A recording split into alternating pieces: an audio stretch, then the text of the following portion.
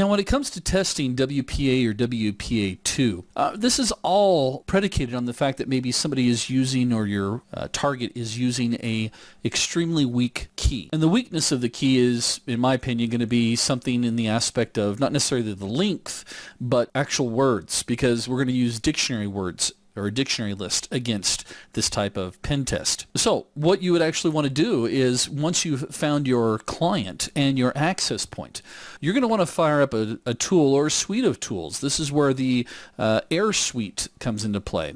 We could fire up air monitoring. So we start monitoring the interface on a particular target. And once we're able to do that, we then simply want to just do another deauth attack. Again, we can use tools like Air Snarf. There's Karma. There's also Air Replay, which is part of that suite of tools. Once you've deauthenticated, and by the way, there's another mechanism or another way that you can do this. You can just simply wait for someone to make a handshake, or a client to make a handshake to the access point. But by doing a deauth, we're able to force it right then and there. I don't have to wait for 8 o'clock in the morning for people to come in and log on to the wireless network. But once we've deauthenticated them, we just simply go through and start sniffing the network to see if we can capture the EA poll handshake. Once we've captured the handshake, and by the way, if you don't capture it the first time, just try to re-deauth the client again and see if you're able to capture it. Sometimes we see some interference issues, or just the fact that we don't capture it with the some of these tools. And my